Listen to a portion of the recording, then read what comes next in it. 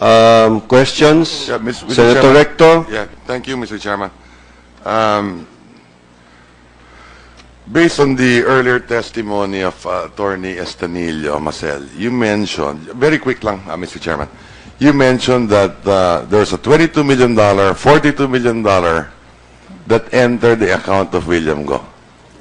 Is that correct? The total, sir, that entered this account is about $66 million total, yes. Okay.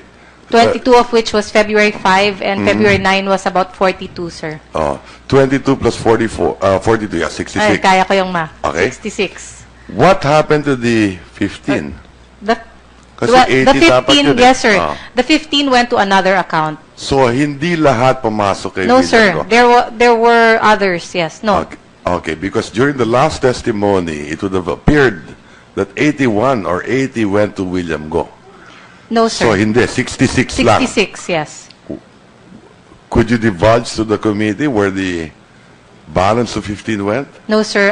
As I said, I would be very happy, as you've seen how open our bank is, to explain what happened. But because of bank secrecy, I cannot discuss that detail. Okay. So, Though I think, sir, in the previous hearing, there was a discussion as to where the $15 million went.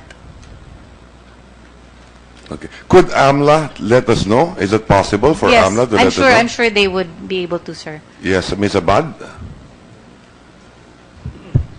Good afternoon, Your Honors. I think during the last hearing, I already mentioned that around 15,215,977.26 US dollars was withdrawn from the account of Vasquez, which was deposited to the account of Philrem, Your Honor. Okay, so para maliwanag lang, there were 4 accounts in February 5 of RCBC. It would appear 3 of which went into William Go. 66. Well, I cannot discuss the details as Yeah. to the accounts that it came Yeah. from, but $66 million went into to Mr. William. Go's account, Okay, yes. and then 15 coming from the Vasquez account went to the Philrem Yes, sir. account. Okay. And then the 66 eventually found its way to the Philrem account. Found its way to another account, sir, yes. I am unable to discuss, but I believe AMLC would be in a... No, walang problema yung William Go eh. You already discussed the William Go account. If I have a waiver, sir, I could clearly, yeah. Because going to Philrem. If I have a waiver Okay, from Ms. Bautista, so I could William, discuss from William the Go's details. account, a portion went to Philrem and others. So maybe the AMLA could let us know. AMLAC could say, sir, but from the last hearing, if I'm, well, Yeah. Attorney Abad Yeah, would be Attorney Abad, in a better maybe I should position. address my question to Attorney Abad. Para kompleto yung flow, yung money flow dito. No? Attorney Abad, would you confirm that 52 million went to the Philrem account from the William Go account of 66? Your Honor, I don't have the total, but I just gave the specific amounts that were withdrawn and eventually transferred to Ito yung Philrem accounts. 14.2, 0.5 million, 20 million, 17.986 million. Tama ba yun?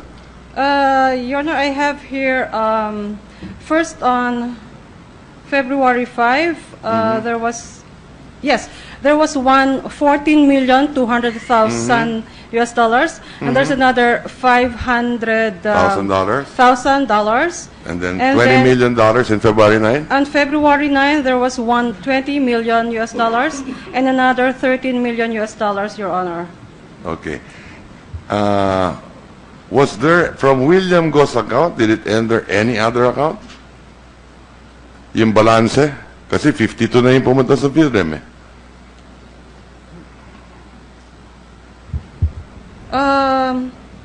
At the end of the day, Your Honor, the entire 80.8 million US dollars went to the account of Philrem, Your Honor.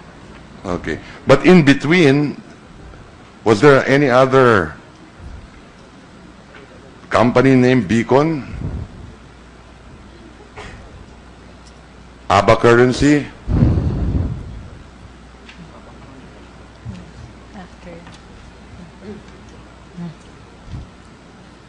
Let me just check my notes, Your Honor. Your Honor, may I add something? I forgot to... Yes, Ms. Estavillo. I forgot to give, thank you, Your Honor, to give a very important piece of the discussion. When we met with Mr. Go, he brought with him his letter. He sent us a letter demanding us to explain why the accounts were forged. And honestly, when we were reviewing the accounts, we could not understand why he had an old peso account and he had a new dollar account opened on February 5. And we asked him, why do you have a dollar account, sir? Why do you think? And he told us, and this is what I recall from our discussion, sir. No, the dollar account was the new one on February 5. And he said that the reason why that dollar account was opened was because Maia, the Guito, told him that, I believe, Philrem required a company from which they would get the dollars from. That's what he told me. So I don't know anything more than that, but just for your records, Your Honor. Mr. Chair, again, will you repeat that last statement? Marcel, Attorney please repeat the last statement. Anong sagot ni Mr. What? Go? Because we don't understand why he had a dollar account opened on February 5. Or why there was a William Go dollar account opened on February 5.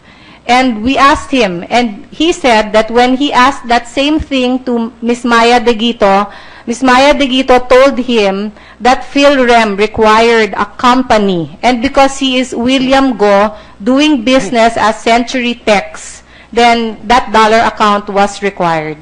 Mr. Chair, just to clarify, that's the same account that you said the signatures were forged? Yes, Your Honor. Well, if it's not his account and it's forged, why is he answering na kailangan yun? Because, Your Honor, So the story that he gave in the last hearing was that he met with Ms. De Guito on February 22 or 23, and Ms. De Guito apologized to him for opening the accounts.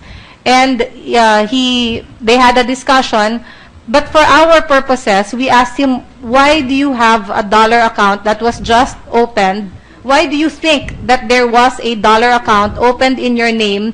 I have too many people talking here. A dollar account opened in your name on February 5. Why? And that was his explanation that Maia de Guito Yes. told him. Mr. Chair, I'm just pointing out it's inconsistent with the theory that the accounts were forged and it's not his. Because if you called him and said, sa'yo ba yung account, hindi forged yon, Yes, Your Honor. wala siyang dahilan kung bakit inopen. No, Your Honor. He did not open the account on February Yes, 5. but he was explaining to you why it was open. He So told knew about us, it. no, Your Honor, he told us that on February 22 or 23, he was first informed about Okay. the dollar account that was opened in his name 15 days on later. February Okay. 5. So I'm that's, clarified. yes. Okay. And when he was talking to Maia de Guito told him that that dollar account was opened on February 5 because Philrem required a company.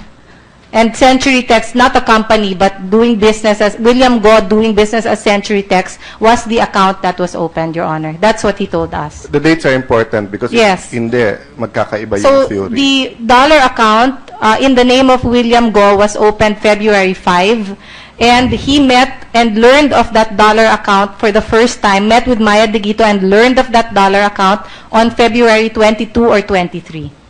Thank you, Your Honor. No, I'm just waiting for the answer. Yes, Senator Recto had a question. Yeah. Ms. Julia Bacayabad? Yes, Your Honor. Well, when we conducted our initial investigation, we stumbled upon entities by the name of ABA Currency and Beacon. And it would appear that there was a transfer to the account of ABA Currency in the amount of 13 million on February 9, which eventually was transferred to Beacon on the same day in the amount of 3 million, while the remaining 10 million was remitted to or transferred to Philrem. Beacon subsequently also remitted or transferred the amount of 3 million on February 11 to Philrem's account. However, we haven't identified the source of that money that was deposited to ABA Currency and Beacon, Your Honor, because we haven't opened the account of ABA Currency and Beacon. Which I just base this findings on the database that we have at the office, Your Honor. Thank you. And finally, so what is clear here, there were 4 accounts in RCBC where the 81 million entered. Not all of that went to the William Go account, only 66 of which eventually found its way to Philrem. And then there is another account of the 4 that did not go through the William Go account and went straight to Philrem. That's correct, Your Honor. Okay, so everything went to Philrem eventually. That's correct, Your Honor. Okay. I have other questions at the appropriate time, Mr. Chairman. Thank you. That entered the account of William Go. Is that correct? The total, sir, that entered this account is about $66 million total, yes. Okay. 22 of which was February 5, and February 9 was about 42, sir.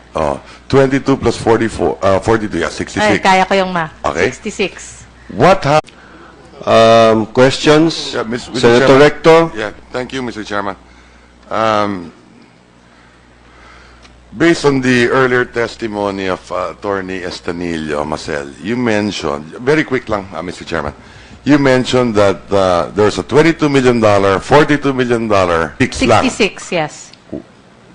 Could you divulge to the committee where the balance of 15 went? No, sir. As I said, I would be very happy, as you've seen how open our bank is, to explain what happened. But because of bank secrecy, I cannot discuss that detail. Okay. So, Though I think, sir, in the previous hearing, there was a discussion as to where the $15 million went. okay. Could AMLA let us know? Is it possible for Yes, AMLA to let us know? I'm sure they would be able to, sir. Yes, Ms. Abad? What happened to the 15? Kasi The 80 dapat 15, yun eh. yes, sir. Ah. The 15 went to another account. So, hindi lahat pumasok kay No, William sir. Go? There were others, yes. No. Okay, because during the last testimony, it would have appeared that 81 or 80 went to William Go. No, sir. So, hindi. 66